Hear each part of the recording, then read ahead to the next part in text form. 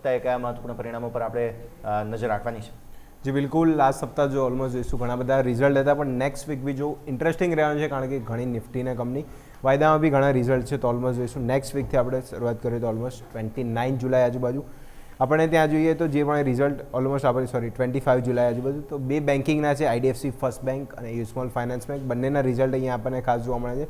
27 જુલાઈ આજુબાજુ જોઈએ તો ત્યાં જોઈશું ટાટા પાવર છે, આપણને ઇન્ડસ ટાવર, આઈટીમાંથી જોઈશું કોફોચ છે, ગોડફ્રે ફિલિપ આપણને જોઈશું, કોલ ઇન્ડિયા અને ખાસ કરીને જોઈએ તો BEL ભારત ઇલેક્ટ્રોનિક્સ લિમિટેડ. અહીંયા બી રિઝલ્ટ વાઇઝ જો આપણને બધા નંબર્સ અહીંયાથી જોવા મળવાના હતા.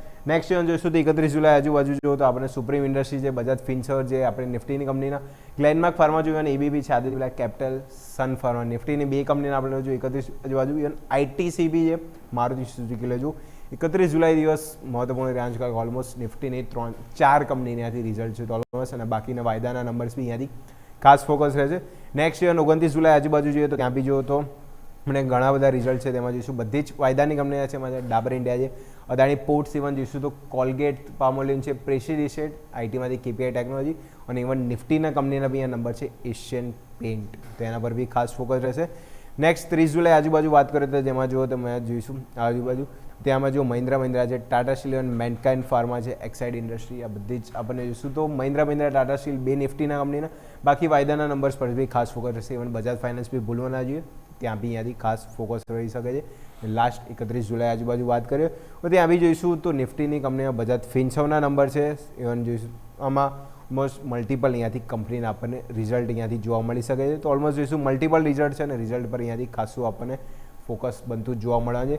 ઓલમોસ્ટ જોઈશું 25 થી 28 સુધી ખાસી બધી વાયદાની કંપની નંબર છે, પણ એના પછી જોઈએ તો ત્યાં જોઈશું ઘણી બધી નિફ્ટીના કંપનીના પણ રિએક્શન આપણને જોઈશું તો માર્કેટમાં જોવા મળે છે. અને ઇવન મંથલી એક્સપાયરીમાં જોઈશું એન્ટર કર્યા છે તો આ બધા જ સ્ટોકનો આપણે જોઈશું રિઝલ્ટનું રિએક્શન અને મંથલી એક્સપાયરીનું પણ ખાસ અહીંયાથી ફોકસ બની શકે છે.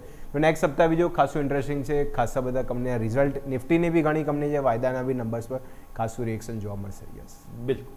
તો આ તમામ સંકેતો છે કે જેને ધ્યાન પર રાખીએ. અજય, આભાર આપનો અમારા સાથે જોડાવા માટે અને આ ડિટેલ્સ માટે. તો દર્શક મિત્રો, પરિણામોની દ્રષ્ટિએ ખૂબ જ મહત્વપૂર્ણ ક્રુશિયલ સપ્તાહમાં આપણે જઈ રહ્યા છીએ. તમે જુઓ બધા heavy weight, mostly pending numbers જે છે, મોસ્ટલી મહત્ત્વના સેક્ટર્સ જે છે, જેમ કે સિમેન્ટ, ઇન્ફ્રા, બધાના પરિણામો તમે હવે અહીંયાથી એન્ટિસિપેટ કરો. હવે તૈયારીઓ બસ આ બધા જ નેક્સ્ટ આપો. યસ, 29, 30, 31 બધા જુઓ, બહુ હેવી નંબર્સ છે. આઈઓસી છે, M&M છે, જબરદસ્ત પરિણામોની સિઝન અત્યારે ફિલહાલ ફૂલ ફ્લેજેડ ચાલી રહી છે, નજર રાખીશું. પણ આવો આગળ વધીએ. નેક્સ્ટ વી માર્ટ રિટેલ પરિણામો આવ્યા હતા. મારે સ્ટોકમાં